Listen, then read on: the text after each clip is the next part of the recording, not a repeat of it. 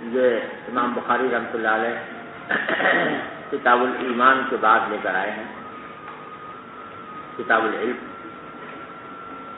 اور اس سے اس بات کی طرف اشارہ مقصود ہے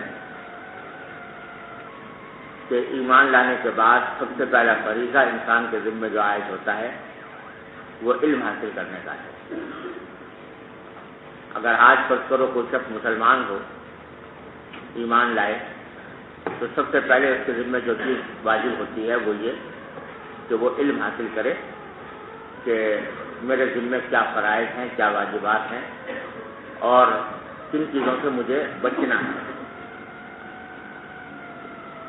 اس واسطے امام بخاری رحمۃ اللہ نے ایمان کے بعد علم کی کتاب قائم فرمائی ہے۔ علم کیا چیز ہے؟ کس کو علم کہتے ہیں؟ اس کی اصطلاحی تعریف کیا ہے؟ اس کے بارے میں علماء اور فلاسفہ نے کلام کیا ہے۔ محققین کی بڑی جماعت یہ کہتی ہے، اور وہی بات صحیح بھی ہے، کہ علم جو ہے وہ اجل بدیہیات میں سے، لہذا اس کو کسی تعریف کی حاجت نہیں، بدیہیات میں سے ہے، لہذا اس کو تعریف کی حاجت نہیں۔ علم کے معنی ہر ایک آدمی جانتا ہے، یعنی صرف اس کا لفظی ترجمہ کر دینا اس کی حقیقت کو واضح کرنے کے لیے کافی ہے کہ علم کے معنی ہے جاننا، لہذا اس کو کسی تعریف کی حاجت نہیں۔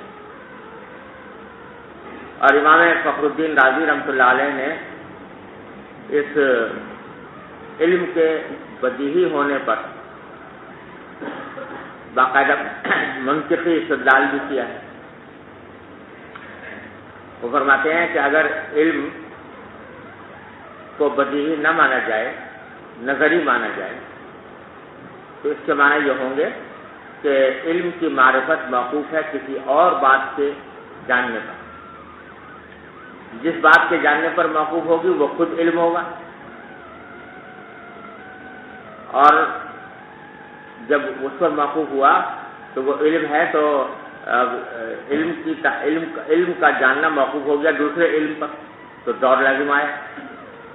اور اگر اس کو اور آگے چلاؤ کہ اس کو جاننا کسی اور علم کے اوپر جاننے پر موقوف ہے تو تسلسل لازم آئے گا۔ اس واسطے علم کی تعریف کرنے کی کوئی ضرورت نہیں ہے، ہر آدمی جانتا ہے کہ علم کیا چیز ہے۔ لیکن بعض لوگوں نے تکلف کر کے اس کی ایک تعریف بھی گھڑی ہے کہ وہ کہتے ہیں کہ علم ایک ایسی صفت ہے جو نفس الامر کو غیر نفس الامر سے تمیز دیتی ہے، یعنی اس بات کی تمیز دیتی ہے کہ نفس الامر میں کیا چیز موجود ہے اور کیا چیز موجود نہیں ہے، اس کی تمیز پیدا کرنے والی صفت کو علم کہتے ہیں۔ بہرحال یہ گھر کر یہ تعریف اگرچہ بنا لی، لیکن زیادہ صحیح بات یہی ہے کہ اس کو تعریف کی حاجت نہیں، علم ایک اجل بدیہیات میں سے ہے، صرف اتنا کہہ دینا کافی ہے کہ علم کے معنی ہے جاننا، اور اسی سے حقیقت اس کی واضح ہو جاتی ہے۔